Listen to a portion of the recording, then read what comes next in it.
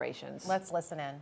The area that's currently in the eye of the storm, Tallahassee and surrounding counties. Of course, we are under a state of emergency and have been since the beginning of the week. We have 61 counties that are included in that. We have now maximum sustained winds of 80 miles per hour. Most of the models have this becoming a major hurricane. Some even have it becoming a Category 4. You have time to implement your plan so that you're prepared for this storm. Those who are under evacuation orders have the ability to do it. You have the ability to make sure you have gas, make sure you have non-perishable food, water. All those things can still be done today, but just know these effects are coming to the state of Florida, and it's not a matter of whether we're going to get effects. It's just a question of how significant those effects will be. This could, as I mentioned, be a major hurricane. It could hit as a major hurricane. Some models even have it as a Category 4, but I think a lot of people are expecting at least a Category 3. It is a fast-moving storm. It's projected to leave up to 12 inches of rainfall, and the storm surge could reach 10 to 15 feet in some areas, which is, of course, very, very significant. So while we are hoping that maybe it comes in under that, we're preparing for it to reach those levels. You're going to have both wind and water hazards from this storm. Here in the Tallahassee region in the Big Bend, almost every run and model agrees that this storm, the eye of the storm, is coming in this region. And so maybe that could change a little bit. We'll see. There'll be an update at 5 o'clock, but I don't think we're anticipating anything dramatically different than what we've been seeing. So this is likely going to be where the eye of the storm goes. But of course, the impacts are going to be far beyond the eye of the storm. You're looking at winds that are stretching 200 plus miles away from the eye of the storm. So that entire Gulf Coast of Florida, even places like Charlotte and Sarasota, of course the Tampa Bay area, and then up along the Nature Coast in the Big Bend, expect to see a surge. This thing's going to be whipping through. It's going to cause a lot of churn, and it is going to drive that water. And so it is going to be a significant water event. So be prepared for that. As I said, you still have time to do what you need to do to execute your plan. If you are under an order, you can go ahead and execute that order to evacuate, particularly if you're in a barrier island, if you're on a low-lying area. If you are leaving your house or if you're staying at your house, either way, don't leave loose items outside your house. So you have 100, 120 mile an hour winds. That is going to make a big difference. So the rule of thumb is if you can pick it up, put it up, bring it inside. We've brought a lot of stuff inside at our place here in Tallahassee, baseball gloves, bats, all these other things. Get it inside the house. It will go flying around if you are in the path of this storm. We currently have evacuations that have been issued by local governments in the following counties. Now, most of these are for coastal residents. Some are for mobile homes, manufactured housing, and RV parks. But the following counties have orders in place: Charlotte, Citrus, Dixie, Franklin, Gulf, Hillsborough, Jefferson, Lafayette, Leon, Levy, Manatee, Pasco, Pinellas, Sarasota, Taylor, and Wakulla counties. You also have more modest evacuations that are in effect in multiple counties. If you are in one of those low-lying areas, and given the surge that you could see from this storm, we recommend that you heed those instructions. You don't have to evacuate hundreds of miles. You don't have to outrun. If you look at how this storm is going to go, it's going to hit the northern part of Florida, and it's going to keep moving. And it's going to get into southern Georgia. It's going to get into probably Atlanta. It's going to get into Tennessee, Carolina region, and just kind of stall out a little bit. So Florida, we're just kind of the opening act. You're going to see more. So to try to outrun it is probably not something that is advisable. You can go within your own county to higher ground, a shelter, hotel, friends, family house. That is totally sufficient from this. Remember, you hide from wind, but you run from the water. Counties under evacuation orders, if you have a question about whether you are under one, floridadisaster.org/evacuation orders. Now, all counties are going to have at least one pet-friendly shelter. So we would urge you to take advantage of that. Do not leave your pets behind. They need your help too. If you want up-to-date shelter status information, you can go to floridadisaster.org/shelters. You can also talk to your local EM team or your local county leadership. And again, we have at least one pet-friendly shelter in every county. I'm also happy to announce that the Florida Division of Emergency Management has partnered with Uber to provide free rides to shelters for Floridians in counties with a declared state of emergency. So if you want to utilize this offer from Uber, you use the promo code Helene Relief when you book your ride. HELENERELIEF, Helene Relief, and you can get a free Uber ride to a shelter for areas that are under a state of emergency. Also, when you have major storms, some of the biggest dangers are driving during the storm and then trees falling on roofs. Don't try to go out on the roadways once you start to see this storm hitting. You have time to execute what you need to do today, but we are going to start seeing effects of this probably first thing in the morning, I'd say, probably at the latest.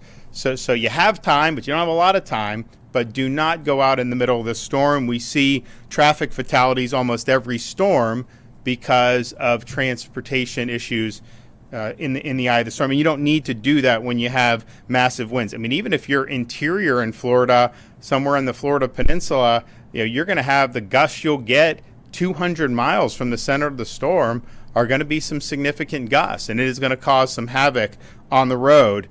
If you are sheltering in your home, be aware of where tree limbs are in relation to your house. Try to be in an interior room or away from limbs that could fall through the roof or window and cause harm.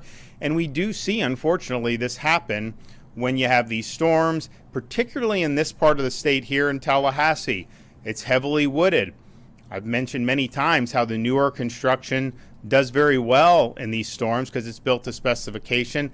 Honestly, here in Tallahassee, some of these older homes were built really well too, if you look at them, but there's trees everywhere.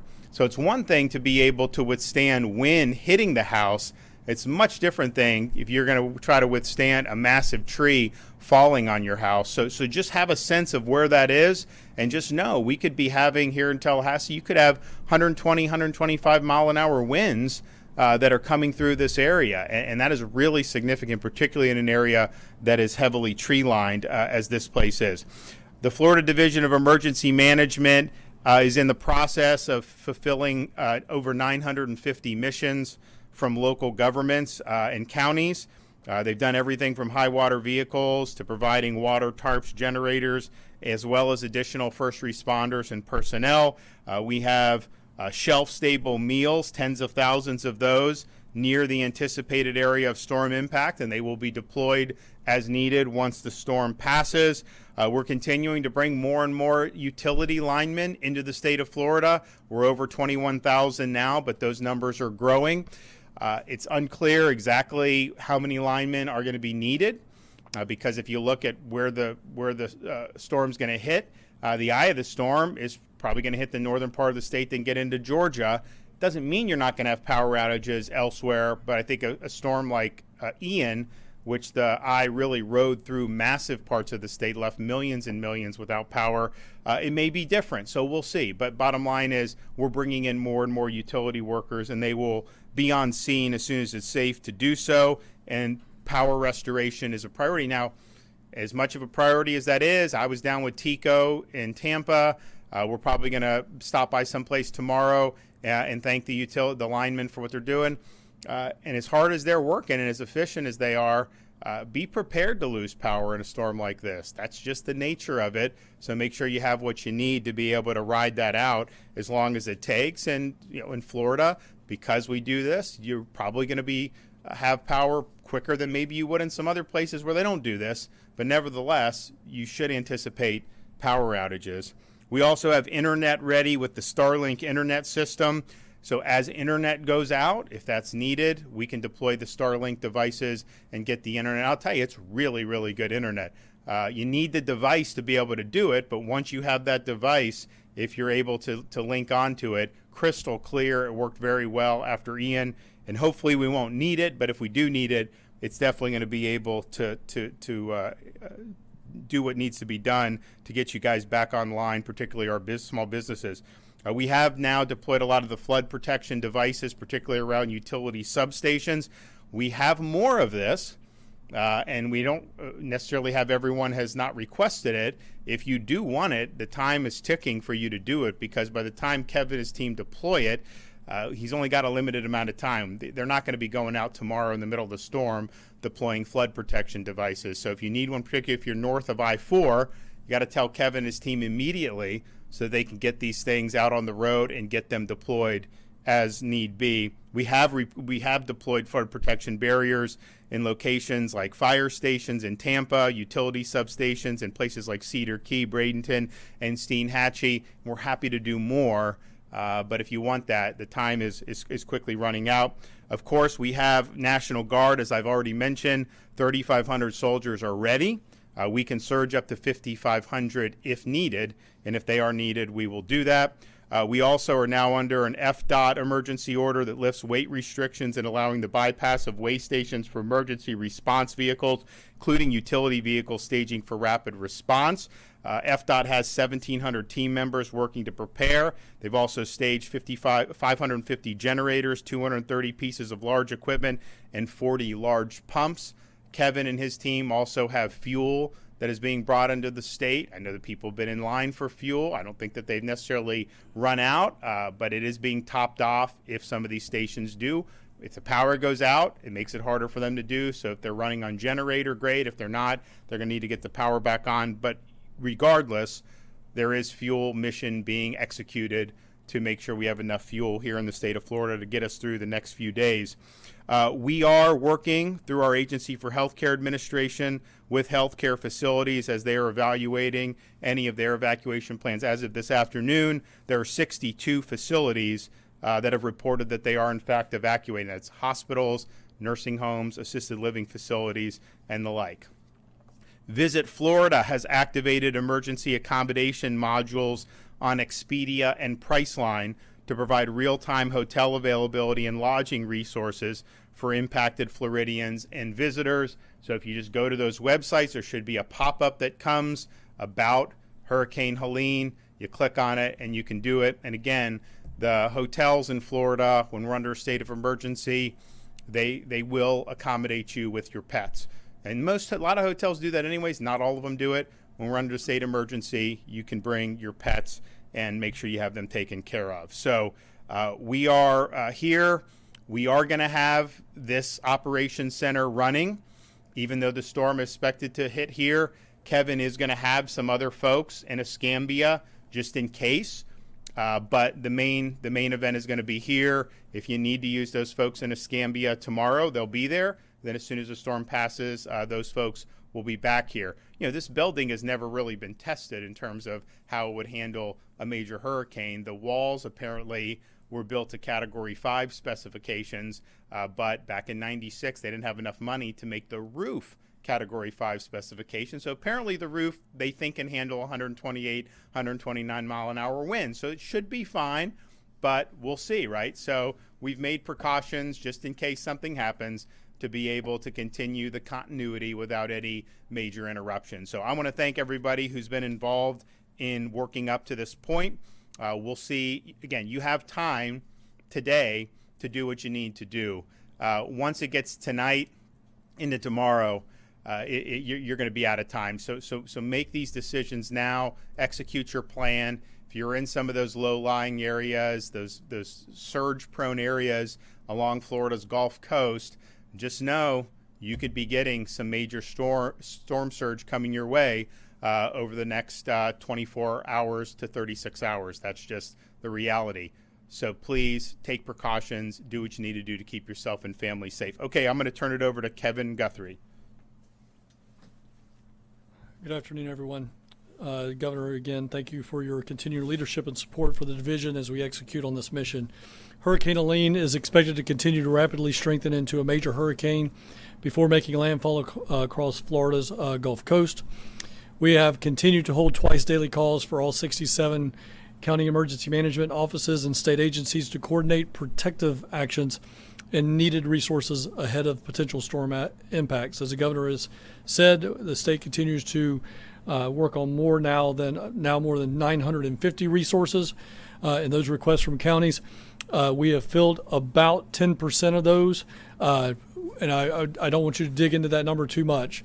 A lot of the resource requests that we are getting right now are actually for post-landfall.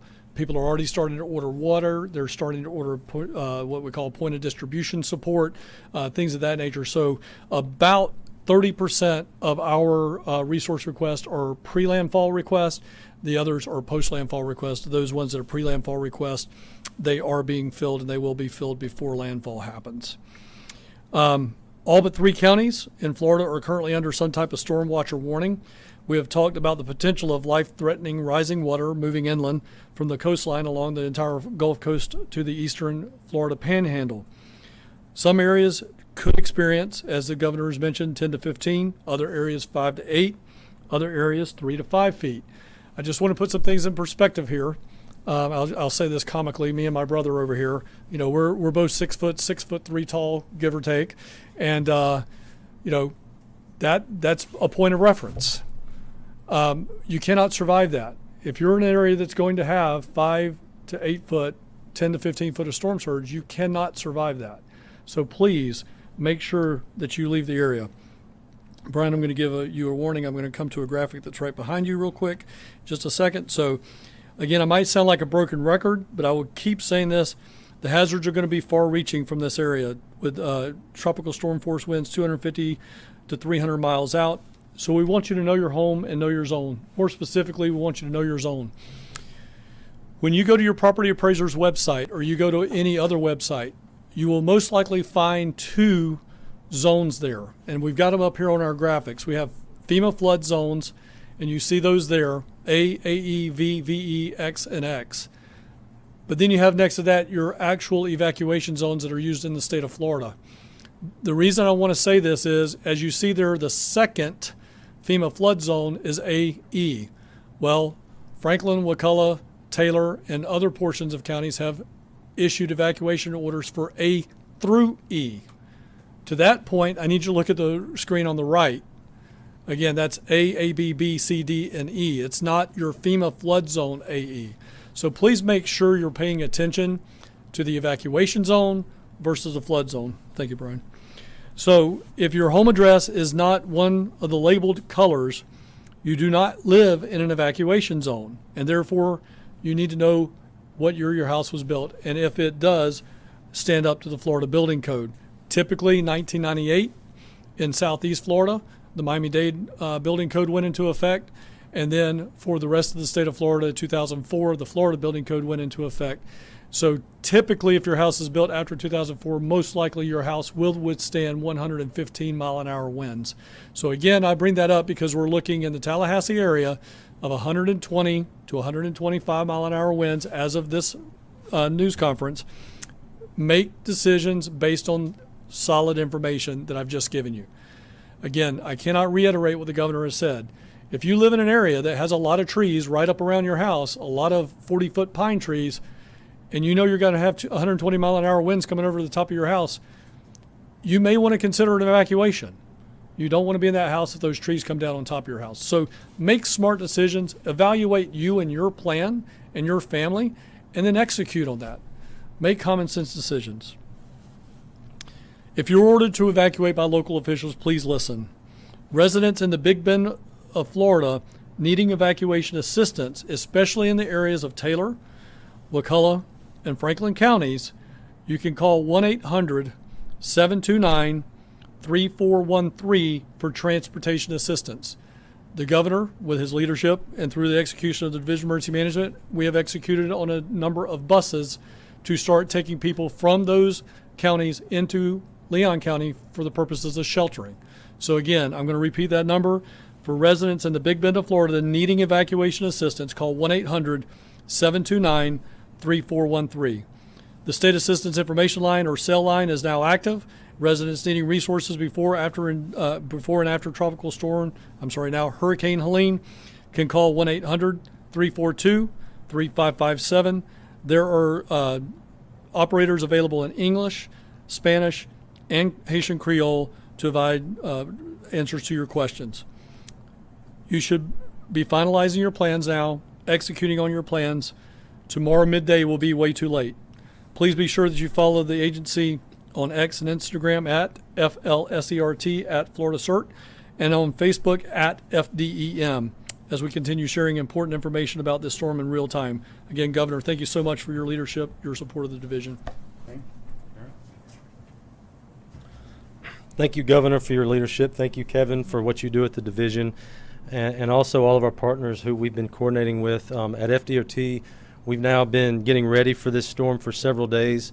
We've been in constant coordination with all of our partners in order to respond to Hurricane Helene. We are immediately upon arrival of the storm and leading up to that, we are working on facilitating evacuations. We're watching I-75, I-4, I-10 very closely. Here in Florida, we use what's known as emergency shoulder use to facilitate those evacuations. So we sent crews out to make sure all the shoulders were clear of debris. And when speeds get down to a limit below 45 miles per hour, we begin to look at opening those shoulders. We work very closely with Florida Highway Patrol to open those shoulders for evacuations. We have 10 traffic management centers across the state that are operating 24/7. So we're watching traffic live. Other than the normal stuff you see on I-4, which can be standstill at times, we have not seen heavy impacts from evacuations. We're watching that closely. We will be able to implement emergency shoulder use at a moment's notice when it's needed to facilitate those evacuations. Something else we've done to help with evacuations is we've extended our Road Ranger Service Patrol to a 24/7 operation in all of the impacted regions. And so those Road Ranger Service Patrol vehicles will be circulating through all of our facilities perpetually. They can offer aid to motorists, they can help people that are stranded, and they can also move vehicles out of the travel ways so that it doesn't create more congestion for evacuations. As you heard from the governor, we have 1,700 FDOT personnel currently working this storm and deployed. We are staging resources all across the state. We like to bring people from all over the state and stage them as close as we can possibly get to the impact zone so that we can immediately get into that area and begin to work. We're heavily focused on initially the cut and toss operation after the storm comes through and making sure roadways are clear and open so that emergency responders, first responders, the life safety mission, and power restoration can begin without delay. We're also staging fuel across the state to support our law enforcement partners. We have 750 pieces of equipment. We have over 500 generators. As you heard from the governor, we have 40 pumps, and so we're ready to respond to this storm. I did sign an FDOT executive order for weights and measures for truck traffic, for utility vehicles, so they can bypass those weigh stations and not be delayed. Like I said, we've been coordinating very closely with our modal partners, our seaports, our airports, rail. Currently, the city of Tallahassee Airport, the St. Pete Airport, and Tampa Airport plan to close tomorrow. All of the other airports plan to remain open at this time. However, there is going to be a lot of weather coming in, and there could be significant delays to flights. So I would encourage everyone, please check with your airline if you have flights that are scheduled. Also coordinating with our seaports. Port of Key West is already closed, Waterside, and we'll be coordinating very closely with all of the other ports in the impact area, and they will be closing as needed as the storm approaches. Following the storm, we will immediately activate our response efforts. We're going to push into the impacted area. We're going to clear roads as fast as we can. We will immediately begin damage assessment and any emergency repairs that are needed so that people can safely move around. As the storm passes through and you begin to move around and use the roads, I would encourage you, number one, do not drive through water of any kind. It can be really dangerous. Please be careful on bridges if you see water, if winds are high. The bridges across the state are typically in a storm closed by local law enforcement. Usually when the winds reach sustained 40 miles per hour, local law enforcement will begin to close those bridges to traffic.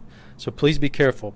If you need up-to-date traffic information, Florida511.com is the best place to go after the storm passes through. Again, thank you, Governor.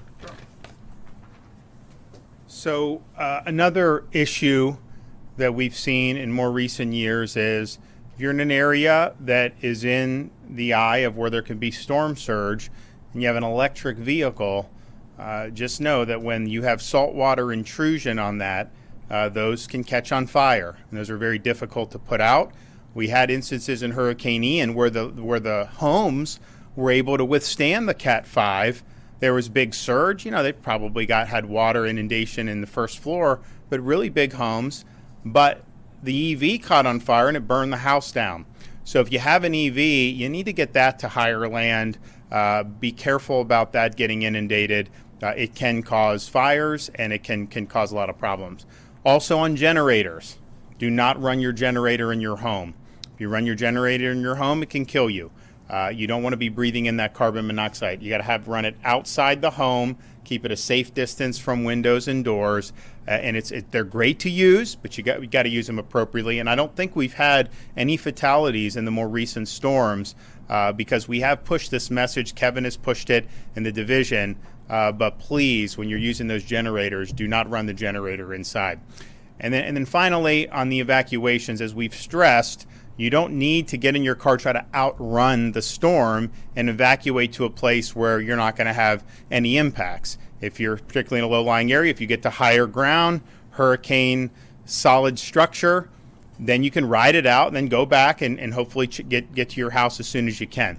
Now, if you are going to go a little bit further than local, just the way this storm is, there's going to be a lot of wind to the east, and it's going to continue moving to the north. And so really going west would probably be better. Again, you don't need to do that, but if you are going to get in your car and you're trying to find out where to get a hotel room, maybe you can't find one locally. If you're here in the Tallahassee area, in the region that's expected to get the eye of the storm, east and north is going to have problems for probably the next couple days. So just understand that and govern yourself accordingly. So we are... of course, we're anticipating the impacts beginning probably sometime tomorrow morning in various parts of the state, and we're anticipating an impact here, likely in this Tallahassee region, Wakulla County, Franklin County area.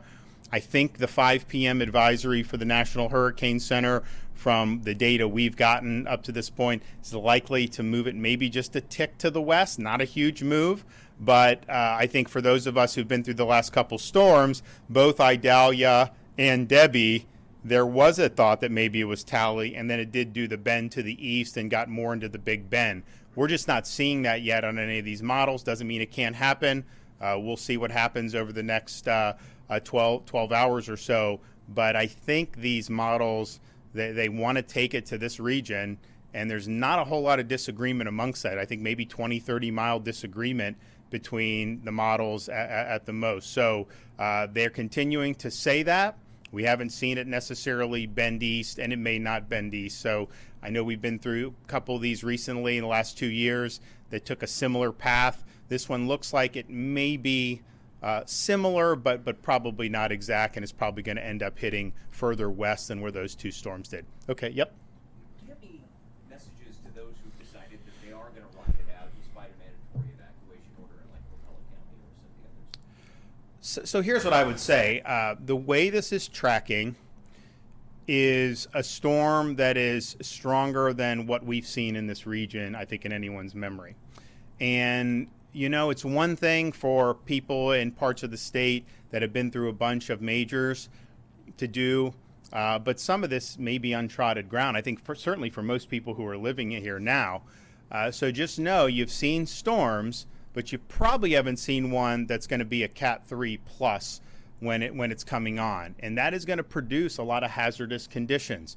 And if folks are telling you to evacuate, you have an ability to go to a shelter here, whether it's here in Leon County, whether you can go stay with friends, family, hotel.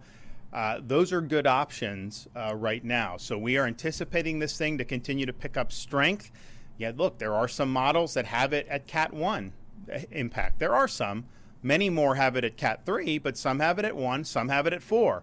So you're looking at a really significant impact. And I remember Hurricane Hermine, I wasn't governor yet, but Hurricane Hermine impacted this area. This is forecast to be significantly stronger than Hermine was. And so that would probably not be the good reference point in terms of what you're facing. So worst case, if you go and stay in a shelter for a day, you go back and maybe you didn't have a lot of damage. Great.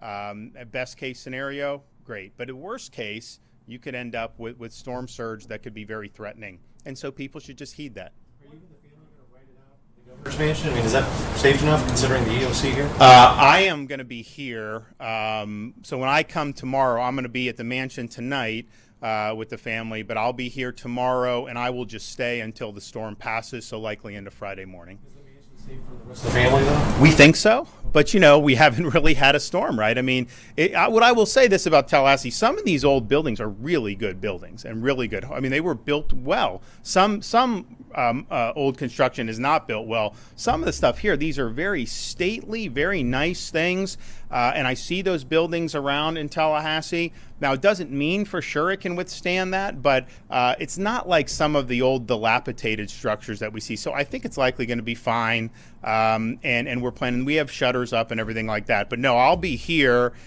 We think that this is going to be fine, this building, but you never know, right? And so we have contingency plans in place. Also, Kevin is going to be sending a lot of the folks here home close of business today because we've done the prep, they've done the prep, and they need to be ready to be here for an extended period of time. They're probably not going to get out here. When people come tomorrow morning bright and early, they're going to be here for probably 48 hours with no ability to go back. So they're planning for that, and I think he's making smart decisions to make sure everyone's rested and ready. What's your message to the people in this area that might have severe weather fatigue? Because we've gone through Dahlia, Debbie, the tornadoes, all in the last 13 months. Well, I would say, one, the tornadoes, if you were in the path of that was very destructive. There's no question. This storm on the current track is going to be way impactful for Franklin, Leon, Gadsden, Wakulla than either Idalia or Debbie because the track is different. In fact, I think the most recent track, the eye is slightly west of Tallahassee. And look, these things can move. Yeah, right on the county line. So what that means is you don't want the storm to be right to your west because that northeast part of the storm, that's the most significant part that causes the most damage. So we have not seen that in these counties in the greater Tallahassee area in the last couple years. Of course, the tornadoes were really significant. Those were targeted. You could go and see massive damage on one street, go 3 streets over, and you wouldn't have even known a tornado happened. That's not necessarily how this storm's going to be. This storm is going to be big. It's going to come. Probably the winds won't be as strong as a tornado would be, but when you're talking about 120, 125 mile an hour, potentially in Tallahassee, certainly on the coast as that makes landfall, those are not numbers that we've seen in recent years here in the Tallahassee region. So people should just be prepared for that.